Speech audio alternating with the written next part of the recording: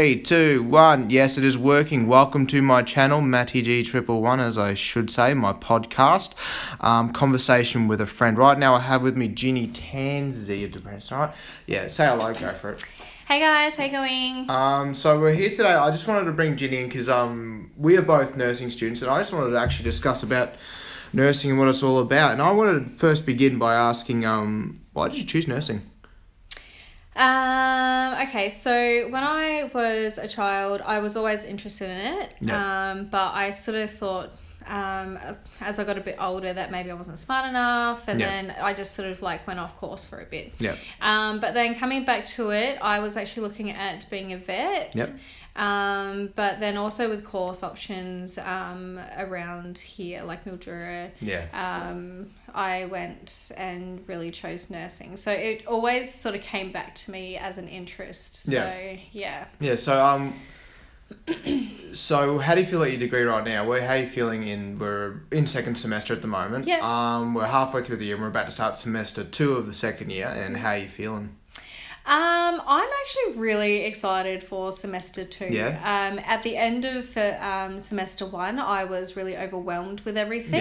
Yeah. They do say that second year is your hardest year. Yeah. But I'm actually really excited. I've gone over the content again from semester 1, Yeah. and I'm really looking forward Yeah. to semester 2. No, good. Yeah. Yeah, I'm not looking forward to it. I know, a lot of people have said that. Yeah, I'm just over it. Yeah, Get me 1 week and I'm like, nah, I'm done. I feel like, because I looked at the first subjects that opened up, and I'm like, I don't need to learn this because this stuff you just already know. Yeah, And you're making me write it down, and that's just a lot of effort. And like with the research one, they're basically making us repeat last year in a second semester. Yeah, I've actually started on the research subject. Same, yeah. Yeah, and I am finding it a bit dry because we have gone through Yeah. it already. Yeah. I guess it's really good to have that refresher. Don't need to be graded on it. But yeah. It's stupid. Like, legit. Like, Look, we're here to become nurses, and you've already taught us how to do professional evidence-based research, and now you just want us to confirm that in about 2,200 words of an essay, Yeah. just to prove something that doesn't need to be proven, because right now when we're out in the field, we don't even really need to prove that as a fact. Yeah. But yeah, it's just ridiculous with that part. Also, like, when you came to that decision that you finally chose nursing, did you have like any realization in your own personality that you'd be fitted for this, or was it just because you were just interested in it? No, so personality wise, I like to think that I'm a very caring person. Yeah. I know that I'm a people's person. People can relate to me. So there was that aspect of it as well. Yeah. So, and caring for people, it's always, like I've always been interested in teaching, but I've also been very interested in the care side of things as well. Yeah. So, yeah. Okay. That's how everyone really feels when they go into nursing anyway. Well, it is a caring role. Yeah. Yeah, well, if you feel free, you can ask me any questions as well. This is more than happy if you'd like to. Yeah, so what else? What do you reckon uni life? Because you're a mature age student. Yes. So how did you cope with uni life when you first started? So when I first started, I guess like I was all guns blazing. Yeah. I prioritized uni, and it's Yeah. funny that you mentioned this because I did mention this at the school that I was at today. Prioritized uni, did quite well. It was hard, like there was an adjustment there. But in comparison to first semester this year, because I knew that uni was a priority, but I structured it differently. Yeah. I had work. I prioritized studying and uni around work, which was for me the wrong structure. Yeah. And I actually really, really struggled. I'm going to be Yeah. really honest. I really struggled so much last semester. I Yeah. had the pressures of becoming a peer learning advisor, which I personally enjoyed that. Yeah. But then I had a couple of friends who are also peers of ours that added pressure onto that. So they'd always go, oh, well, you're a peer learning advisor, you should know this stuff. Yeah. Or, oh, you're a peer learning advisor, like, you should be fine with your Maybe we writing. should explain what a peer learning advisor is. Do you want to go that first? Do you want to explain it? Okay, I'll do that. So a peer learning advisor is a individual who is employed by the university to essentially assist in the independent learning adventure that is university. So basically, people will be sitting at a desk, people will come to us and they'll give us a paragraph of their essay, and then we'll either we'll help them out with that or whatever problem they are having with their education or subject that they are doing. So that's basically our role. We're basically like tutors at a desk. That's basically us, Yeah. As you're saying? So I felt that pressure as well. But then, like, because I had taken on a second job, there was that as well. So I was trying to do well at both my jobs and uni and but I have a new plan for the second semester, and I think it's why I'm so excited is I'm going to structure it differently. So I think I'm just going to take every semester as it goes. Yeah, that's probably a good idea. Don't overwhelm yourself with everything. Yeah. So when you finish nursing, where do you see yourself going? You're going to stay here? You're going to go somewhere else? To be honest, because I'm in a relationship, I am finding that a little bit difficult to try and plan. Because my partner's not much of a planner. At this stage, I may end up staying here. I do want to go down the course of midwifery, though. So, and I'm unsure whether or not I actually want to complete that here at our hospital here. So I am looking at possibly moving elsewhere. But that's a discussion we haven't yet finished. That'd be a tough one for later, I think. But if I was actually just thinking of just myself, I would probably end up going back to Brisbane and working at the Women's and Children's there because I, at this stage, want to specialise in midwifery and then move on to get my master's to be a nurse practitioner. So why midwifery? Of course it's because you love babies, but what aspect? Like... So I've actually always been very maternal. Sorry, I got something in my throat. Do you need... you got water there? I've got some water. That's right. And of course, just the fact that I love babies. But also just... sorry, now I've lost my train of thought. It's all right. Keep going. It's all good. So I actually wanted to, for quite some time, have been interested in obstetrics. Now I can't pronounce it. I can't pronounce Be it. an obstetrician. As we've discussed before. So I was actually really, really interested in that for a long time, but just the commitment to so many years of becoming a doctor and then specialising in that was quite overwhelming for me. And now you're committing many years to become a nurse practitioner, which is just the same. But then I also wanted to, like, I thought about the family side of things. Like, I want my own family, and I guess there's a bigger demand from the research that I've done. There's a whole lot more of a demand on a doctor than what there is nurses. So because who can prescribe the medication? Doctors. Who can give the cure? The doctor. Who implements the cure? The nurse. Yes. So I think as one of our lecturers said, we're not there to diagnose, we're there to... Sadly. You'd love to diagnose. I'd love to. But that's a big part of why I want to go down the line of midwifery. It's very interesting. Like, because whenever I speak to people who want to become nurses or who are studying nursing, it's always because they love the people and they love the nursing and they love the babies and they love all that aspect. I Yeah. find it very interesting because like I too I like caring about people, but the reasons why I'm interested are probably a bit different. Yeah. Like because like I'm interested in the body systems and how I can solve Yeah. a problem on that. Yeah. And like I didn't realize I'd be that into it until I started doing the degree. Yeah. So yeah, so it's very interesting when you get all those mindsets. It seems to be it's very female minded. I feel. Yeah. Like, a lot of the females, well, girls, just tend to like they go into the caring aspect more than anything else. Yeah. And they just put up with all the other stuff that comes with it. And I think it's a big part of, like, I don't know, a lot of people tend to want to make a difference in the world. Yeah. And Yeah. this is, One for way. me personally, one way of making a difference by Yeah. caring for Yeah. other human beings, Yeah. other strangers. Yeah.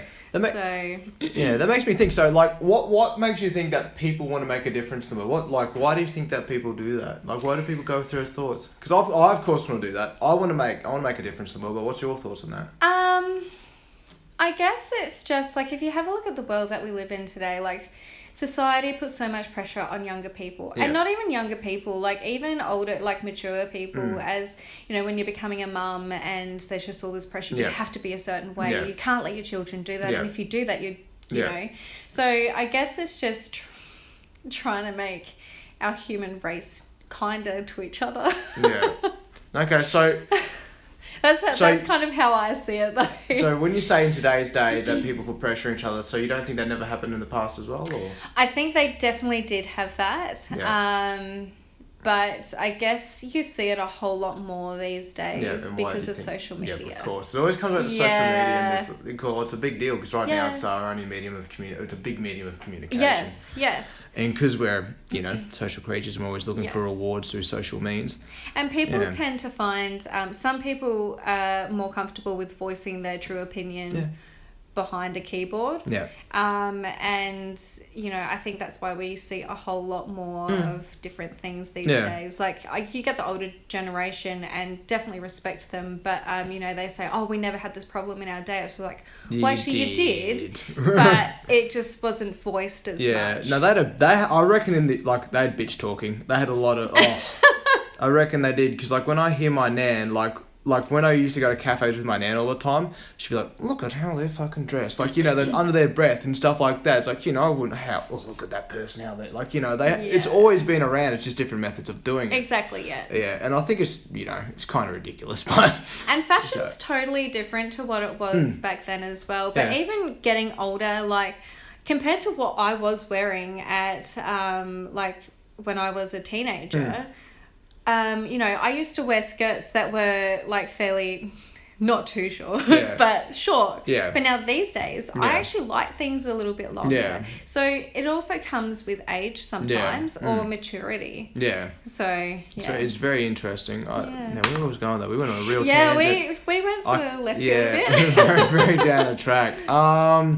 What else could we talk about when it comes to nursing? Oh, placements. What was you did aged care. So, in university we have to do compulsory placements. Our first placements were in aged care. Do you want to talk about your experience in aged care? Then we'll go to what was an acute in comparison. We'll go to that. Yeah. So, what's your experience in aged care? Aged care was nice. Yeah. It was a nice start to everything, Yeah. but I personally don't think that we needed both of our semesters to be aged care. Yeah.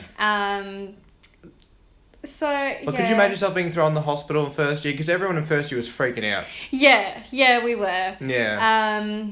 So I don't know. I just found it was a good and nice start, but yeah, I don't really have much of an opinion of my placements apart from that it was a really good start. Yeah. I did learn a lot of things, but especially I guess it was a part of the caring side of things that you learn, and the hand hygiene and those basic things. Yeah.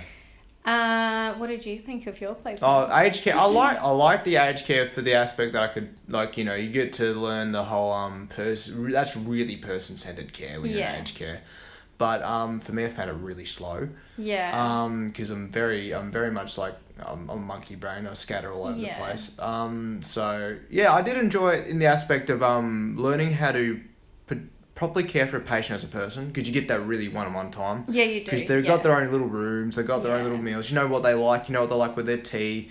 So you really treat them as a person. So, yeah, aged care was good. Now, what's your thoughts of acute? Yeah, in comparison. I don't know. I kind of struggled with this semester, with this placement. I actually found it quite slow. Yeah. I did find, I think from previous discussions we've had, you had a different experience to what I did. Yeah. I think it might have been just the weeks that you had. Yeah. So, because a few of us found it quite slow, and yeah. I did learn a lot, but I didn't really gain a lot. Yeah. So I think after my first year placements, I felt like I gained, and I actually applied a whole lot of the stuff that I learned in first year to my placements. Yeah. I was trying to apply stuff to this placement, but I found that so many people had different ways of doing things that if you did it, say, nurse A, if you did it her way and nurse B saw that, they'd be like, no, you don't do it that way. That's not a right way to do that. Yeah. And then nurse C would see that and then show you a slightly different way everyone's again. got their opinion on how to do it. Yeah. Yeah, I get that, I understand that, because I had most of my days were really good. I had one day with one nurse who did things differently, and like when I was around her, I felt incompetent because like she just had her own methods, which weren't necessarily right, but she was her way of doing things. Yes. Yeah. Yeah. So like, is that how you felt? Is that what you're talking about? Yeah, I felt really incompetent with a lot of things. I think maybe because I also had different preceptors. Yeah. I had a lot of different preceptors, so everyone had their own ways. Yeah. And it was basically always kind of day one again. There was one preceptor that I had for 3 days, and I actually found her really amazing. Yeah. What's her name? She was very Mary. I don't know Mary. No. Okay. Keep going. How do you say?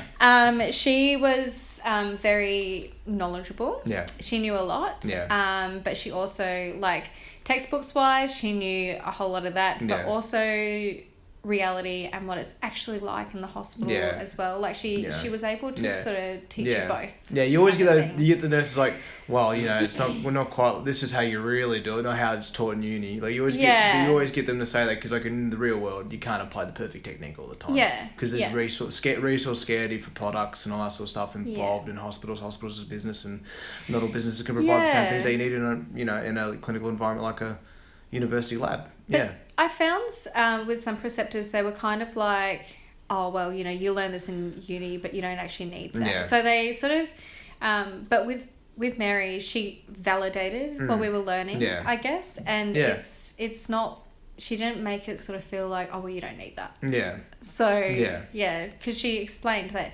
you do, it's a good way to start, and this is why they teach you. Like, I think it also depends on the route you go down as a nurse. Yeah. But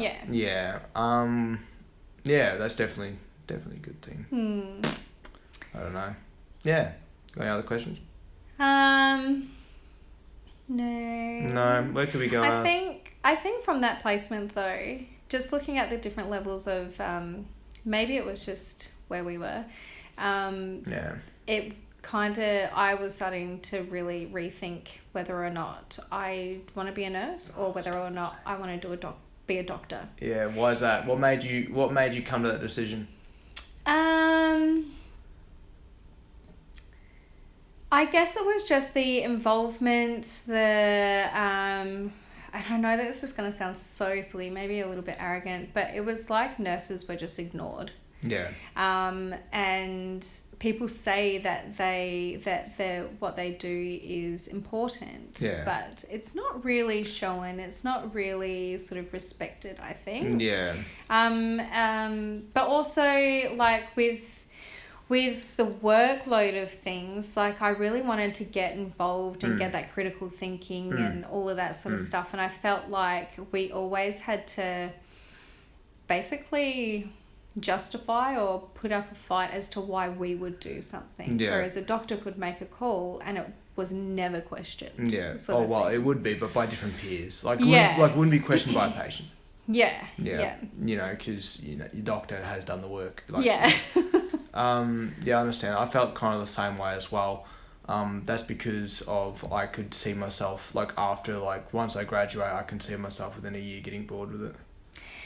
And that was my concern as well, because I was bored on placement. I was like, well, this isn't what I want to do. Like, like I know that we've got different areas to try out, and that's why I'm not giving up on it just yet. I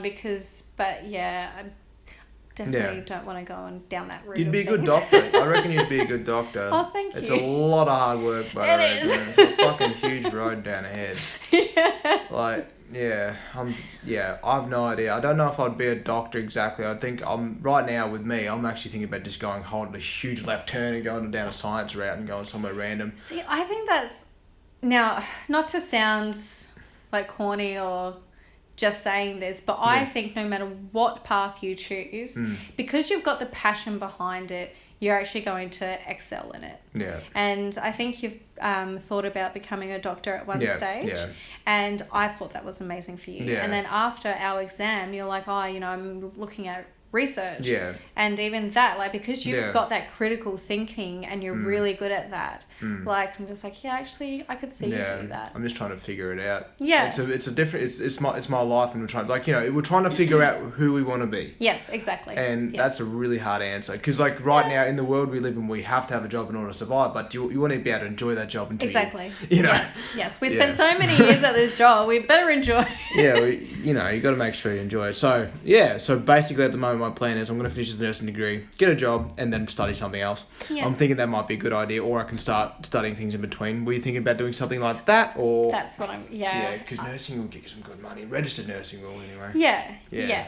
And it is a good starting point. Like, we've got to start from somewhere. Yeah. And that's why I'm like, right, I'm gonna see this out. Yeah. And then just see how I go. And then I will probably do further training from there. Yeah. So probably do a couple of postgrads. A couple of postgrads. Just stuff try it. and make up my mind. Go for it. Let's just get more of a debt underneath my belt. Yeah. Well, you don't see it come out of your paycheck. No. It just sits there invisibly, and money's just a stupid concept anyway, but But I heard one of our lecturers today, she was at the school, and she's just like, every department she went in, she changed her mind. And she's like, I want to be an ED nurse. I want to be a surgical nurse. Yeah. So, even when she was learning and making up her mind, she was changing it every time she went on placement. Yeah. And she's got a very broad experience behind her, as she said, and I think the biggest thing that she really enjoys is actually the teaching. Yeah. Now, I don't know if she said that because we were there and she was teaching to the students. Good being skeptical. I think the exact same thing. I'm like, you're just pushing your own shit here. You're peddling something, snake oil. As you're saying. Yeah. No, I was done. Yeah. But yeah. You're always good, though. What else was I going to say with that? Also, with the curriculum with our degree, what do you think about it? Do you think everything we are learning is actually necessary? I don't know if we'll get in trouble for this. We'll see. I think so. I don't know. I tend to just kind of go with it. Yeah. I know that there has been a couple of things which I can't actually say exactly what they were, but I was like, why do I need to know this? Yeah. Or it's, what was it? I did have an example, which I thought of not too long ago. It was, like, I know that things need to be quite repetitive sometimes, to sort of get a different view on things with different subjects, but sometimes it's irrelevant because from class A, class B will basically repeat exactly what class A says, and it's like, then why? Okay, well, why do you need to tell us that again? This is wasting my time right now. Yeah. You feel like that. Like, and sometimes I feel like some of the subjects treat you as if you were dumb. Like, I feel like there's one of them I can think of. I'm not going to mention it because I feel there might be some trouble lurking if I speak to them. But yeah, like I just don't like it how you get some where like they really hold your hand through it. They really treat you like you're in kindergarten. Yeah. And like I'm in university, so I can think for myself. Thank you. So, but like of course we have the students who for some weird reasons like haven't developed that skill of critical thinking. And they need that help with that. Yeah. So that's a different. Those are for different people. But Yeah, if you understand where I'm going with that. No, I totally get what you're saying. And I always think, though, that, okay, well, things are like this for a reason. And they're reasons that maybe I don't know of yet. So that's why I'm just kind of like, I'll go with it. I think everything that they're teaching us is very valid, but with the repetitiveness sometimes I'm just like, why no? We just covered this. I feel like this semester I'm just gonna ask questions why. I'm just gonna ask a lot of why questions. Yeah. I'm gonna really annoy our lecturers this year this semester. I really am. But so far like it's good. It's good. It's going well. It's cruising. Also, with hospitals, what are your thoughts on the whole public and private issue? Do you reckon we should go public? Like everyone? Like as in, like, you know how they're talking about getting rid of the privately owned, actually make it into a publicly owned hospital for our region. What are your thoughts on that? I haven't got any thoughts on it. Yeah, I'm not too sure actually. I didn't even really know. I didn't really know about that. Is that bad? I want to get into the healthcare and I didn't even know about that. Well, it's as we probably shouldn't, like when we're fully employed, we shouldn't really talk about the politics in front of people about it. But like, I'm all for like free speech. Say what you want. So like, I have no opinion on it, but you hear a lot of people discuss about it. Like, I don't know what's the benefit of having a public hospital compared to the hospital we have now and how it goes. And like, do we really have the actual numbers on comparison of how we'll end up if we do go public? Like, you're just going off a limb of other hospitals that have done the same thing. Yeah. But will it work the same here? Is it like people that's in healthcare that's saying that, or is that patients that's saying that? As they're going to public. That have the opinion on of it being better. Yeah. It's I don't know. I have no idea. Like, I don't think there's even like, probably there's like no qualitative studies on it. Because research now. Research.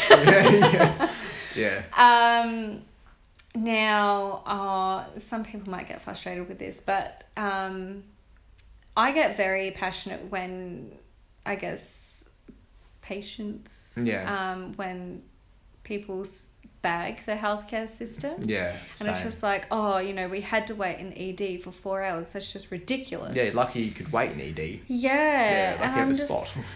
and I just think, well, they prioritise. Like, yes, it's an inconvenience for you. And sometimes, yes, because of that, some people don't go to ED. Yeah. But do people not know that people in healthcare know this? Like, they know that there's a long wait, and they don't want to make you wait, or they're at the back just texting or having a chit chat and having a coffee. Like, they are like under the pump. Yeah, and some of them like they go through some serious times in ED. Like, some people get like hurt, like cut. Yeah. And that's just it. And that's one thing that I've had to try and explain to someone before is that, yes, okay, you've got a cough. Yeah. But someone else has come in with a stab wound. Yeah. So because they've come in after you, are they going to make that person with a stabbed wound wait? Longer than you? If the situation was opposite, would you be frustrated that they've made you wait with a stab wound and let the person with a cough go through? Yeah, it's good. I think it's also because like a lot of people really, really are selfish. In our nature as humans, we do have that tendency to look after me because what else? Like, like who else is there to look after? Like, you got to make sure you live the next day. It's a primal thing, I feel. Yeah. I can go into a whole rant about that. But when it comes to like that, like I had to wait 4 hours. My thoughts are like, you're even lucky to have a hospital. You're lucky to have modern medicine. You're lucky to even be able to take a tablet when you're sick. You're lucky when you have a back pain, you can take some Voltaren or some shit. I don't know. Like, just don't complain about it. There's people working on it. Just wait your turn. Yeah. Because there's people who are gonna help you. You just have to wait for it. Unless we go to a different system where we're not public healthcare, where we actually pay for it, but then you have to fork out thousands of dollars for your care. Exactly. So like, what would you rather have, the wait or thousands of dollars off your? Exactly. It's just ridiculous. Because you do get a lot of people that there's been a few people that I know that have lived in America and then come here, and the healthcare system they just think is just amazing. Yeah. So I guess it's something that we kind of get very selfish with because we are used to our healthcare system. We haven't had to deal with what it's like over. We're used to the life of luxury. Yes, exactly. We're not used to being. We've been so far exposed to being treated well that like when we're getting treated slightly, just slight below the bar, we get very impatient and rude. It's like when you need a slow internet connection after having a fast one. Yeah. Or when you're waiting for your coffee from the Macca's drive-through and you're like, oh my God. Or like you order a cup of I've had that from a cup of tea. How long does it take to boil a cup of water? Like, you know, that sort of shit. But you always get that from people. You always will. But with the American system as well, like they do have their good points. Like if you're willing to spend the money, if you have the money saved, you'll probably get the best treatment because you're paying that money directly. Yeah. Like that money's gone straight to the dude who's doing the job. Yes. And so like you'll probably get 5-star treatment as long as you have the cash, which is probably not. It's not the best for the lot, but it's best for the individual. Which I don't know how I can argue which is best or not. Yeah. Which comes from the whole like socialism and capitalism aspect of things. Yes. Yes, but I believe you can adopt bits of both and have best of both worlds. See, that's what I think too. Yeah, you can take bits and pieces from both and try and make it work. It doesn't have to be one or the other. No, don't be, what's the word for that? Yeah, just you don't have to have exactly the same political aspect. You don't have, like, it doesn't have to be one spectrum. It could be multiple in one. Yeah. But to a lot of people, that's probably a bit difficult to That's hard to process. Yeah. Oh my God. Oh, and that's how. And some people really think like they're so negatively minded that they always have to find something wrong. Yeah. Like always have to find something to complain about. And also, I guess if people don't really have that experience in that situation, then of course they're going to complain about it because they're naive to the situation. They can only see their own sickness and that sort of stuff. Yeah, so. And that's where it comes back to the whole like how we started in first year. We learnt about the identity of people, and you learn like Maslow's law of like needs, and then you realise that like they still apply even thousand years after. You know, the caveman days. Yeah. That we're always going to have these needs while we're still living, breathing, getting sick. Yeah. That should be the name of this episode. Living, breathing, getting sick. I like that. Yeah. That'll be my next book. It's just I find all that very interesting. Because I in my spare time I think quite a lot about these sort of things, and I get very philosophical about it all, and you know, what is the right pathway and what is not, and I don't think it's the right podcast to discuss this, but it's just that's just the world we live in. We're always going to have people who expect more out of it because they haven't experienced anything other than being treated nicely. So what else do you do with uni? You're also employed with other stuff. What's that other job you do? Like you just came back from a job just then. I did, yes. So I'm a student ambassador. Yeah. A peer learning advisor. Yeah. And the school SPP. Yes, SPP. Student something program. Student participation program. Yes, that's the one. Yeah. Yes. So student ambassador is, from my understanding of it, and if Ash is listening to this and if I get this wrong, she will be like, Ginny! If she's listening, subscribe. So I get that it's marketing kind of thing. Like, you know, we're out there promoting La Trobe, but also in our region, like La Trobe, Mildura.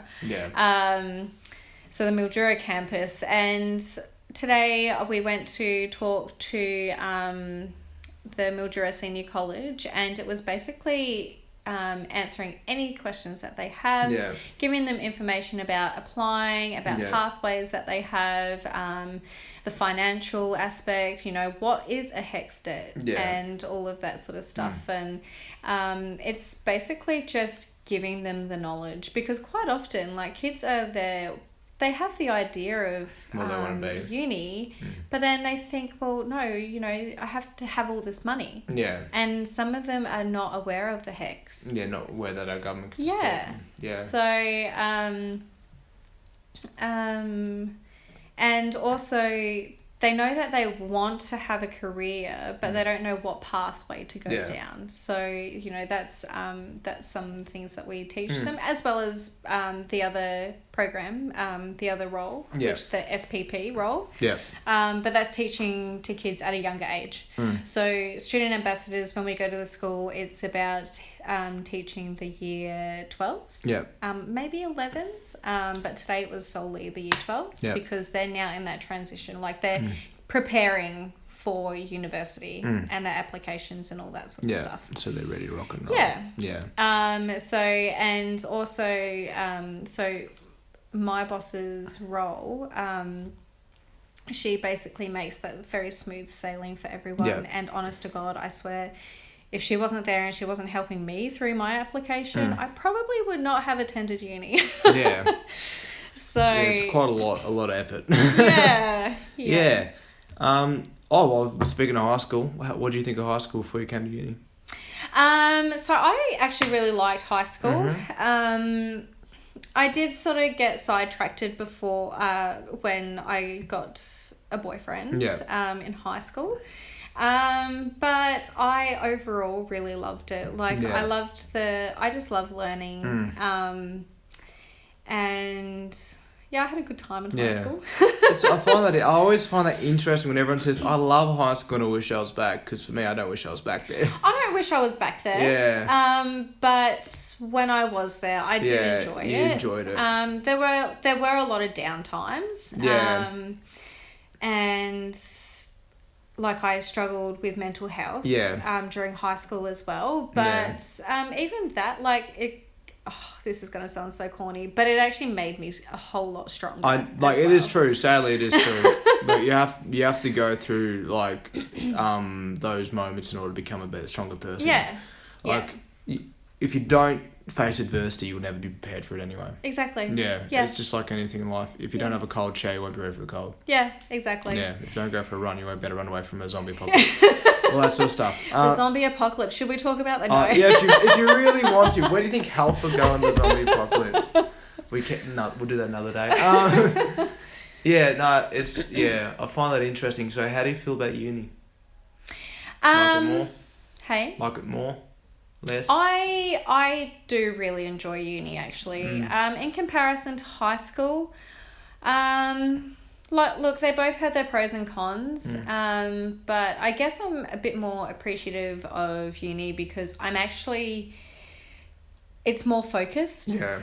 It's not a whole lot of everything that you're learning. It's focused on the degree that I'm aiming to get. Yeah. So I think that's what I love about it. Also, I guess our regional campus.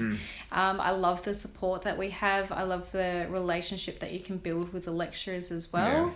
Yeah. There's and I know that there's like a whole lot of support in the metro campuses as well, which is great. But like I just question, like, can you actually really build that kind of relationship with your lecturers with 500 students than what our Unless lecturers you're can? like an outstanding student or something like Exactly. that. Like a student that is being noticed. Yeah. But like, our lecturers, they know each and every single one of us. So, that I really like that part of it, and they know who you are personally. And like I said before, last semester I really struggled, and one of the lecturers was just like, yeah, Jen, it's pretty bad that you haven't got this done, but just let them know they don't know you like I do. So it's that just sort of made me realize, you have taken notice, and you do know that I am actually working really hard. Good. So I guess those warm and fuzzy feelings. You get more connection. Which is important. You need the connection. Yes. I was going to talk about something. I was going to talk because I emailed you about the student summit. You got invited to that student summit thing. Did you apply for that at all? Did you apply to go register at all? Okay, because I tried to register and I couldn't find my campus at the last bit, and then I was told that we could find it. I just thought you could help me, but it's alright. Yeah, I want to go there. Wait, what's the date? It's final date to RSVP is tomorrow, and I just want to complain. If I go there, it'll just be me complaining, so it's gonna be good. But I have good things to say, of course. Yeah, not off. When it comes to the marking, like I've told you in our exam time, I actually don't give a shit what mark they give me because the amount of effort I put into my work, and I know I'm following the guidelines to a fucking T. If you give me a mark that is ridiculous, I'll argue it like I did last time and got a 20% boost from like. So now that's concerning. That's what made me concerned. Okay, I'll explain the story. So I submitted an assignment and I got a relatively low grade. And I disagreed with this because I followed the rubric to the letter T.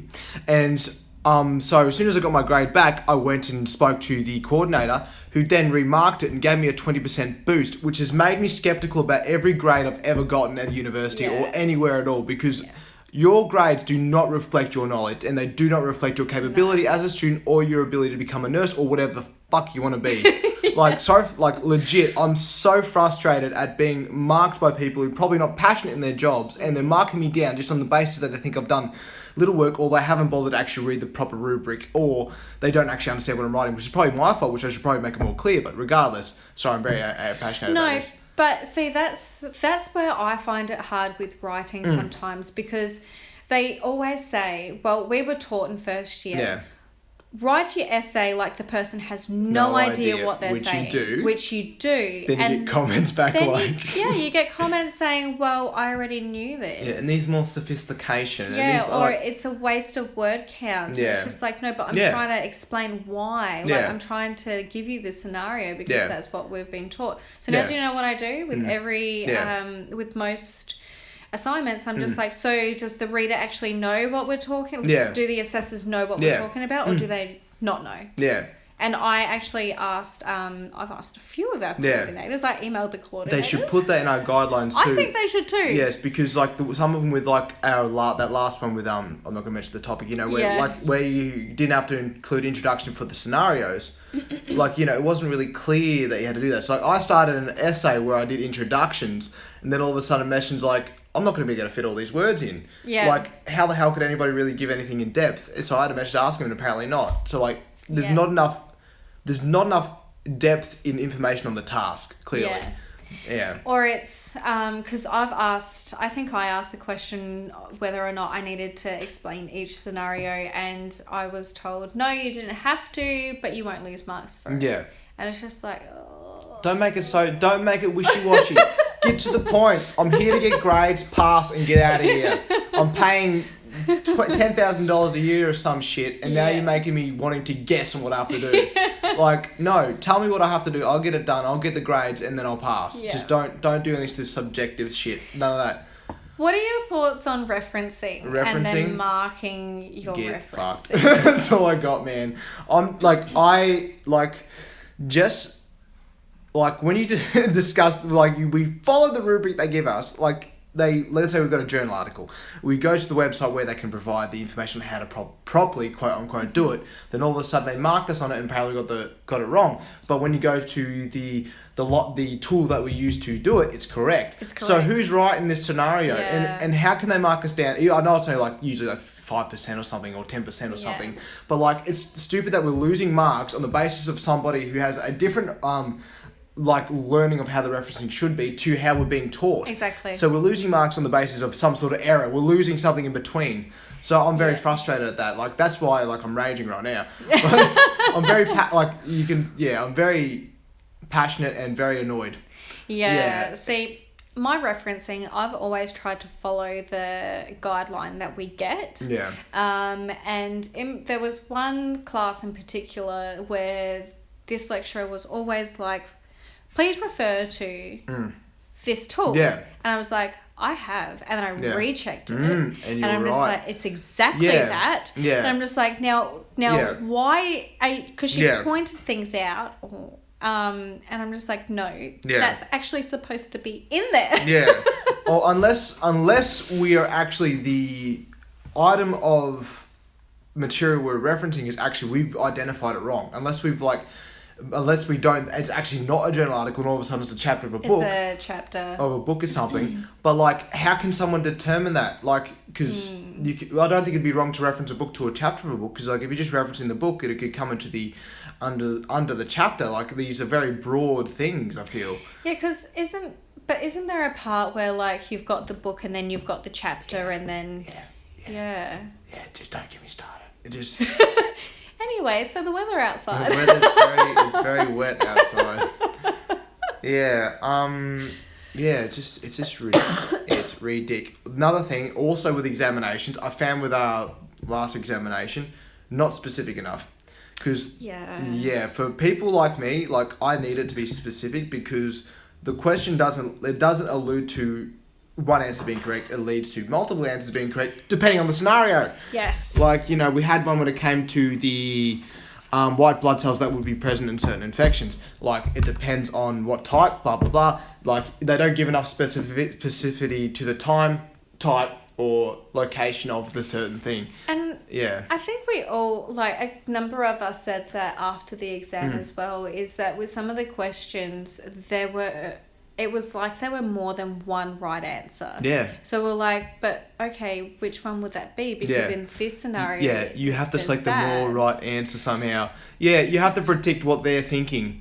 Yeah, but there's actually no case study. Like they've said, you know, what happens when you've got this, and it's just like, okay, but in this case, B's right. Yeah. But then in this case, D's right. So which one would it be? That's when that's what I was saying just earlier. You select the one that not what you think is the most right, what they would think is the most right. So basically, we've had to become mind readers in the examination because now we're being graded upon somebody's because they know the answer because they wrote the question. So we have to somehow figure out what they're thinking in order to be the right question, which is not what we're doing. We're trying to critically think, which you are, because you can see there are multiple answers. Yes. This is why exams don't mean shit anymore to me.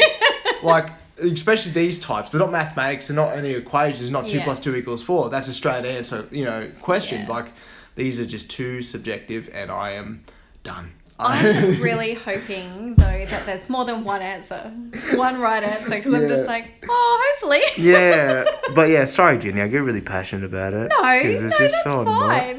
Because I don't, I'm going to sound really arrogant. I don't think I'm wrong about this opinion, because I think it's very true that we're trying to guess the right answer based on somebody's. But it really did feel that way. Because it was. Yeah, because we were really like we just said, there were like two answers there that were right. Yeah. So which one do we pick?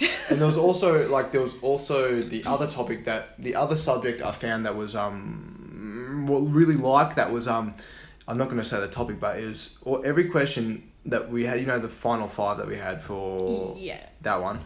You found that yes, you could determine which question was right when it came to the statistics, but you couldn't determine how could you say that is the right answer when it's all individual basis? You can't say what would be the right way to address somebody, blah blah blah. You can't determine that based on a group perception. It's them. They're an individual. Yeah. Don't base it upon what they identify as. Yeah.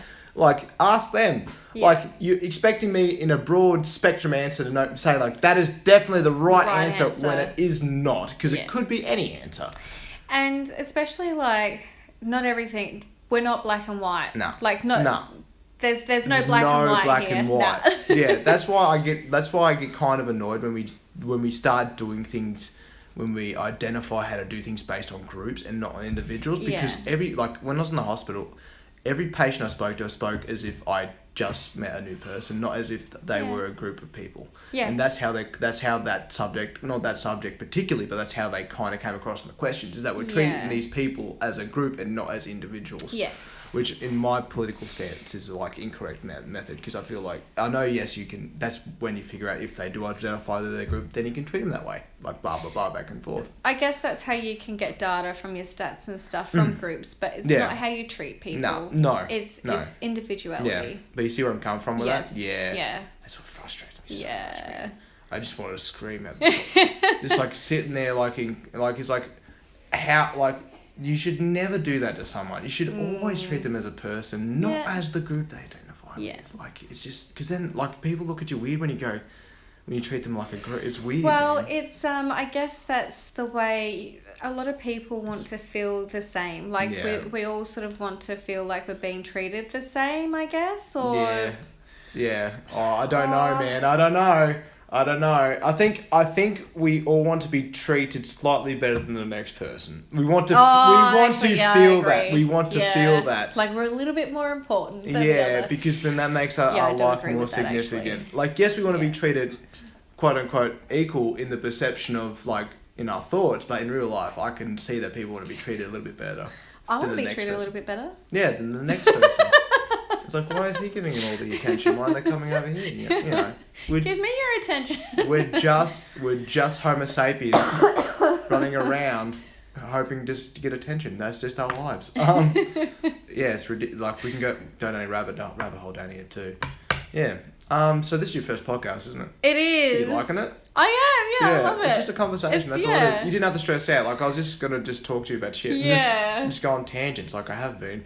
Well, I always think, like, oh, no, I'm not going to be, like, intellectual enough. You don't have to be. It's just, we're just having a conversation and we're just getting thoughts going, and then we might get, like, somebody else's thoughts going, and who knows, they might want to come on here. Yeah. I can have a conversation with them and I might learn something from them.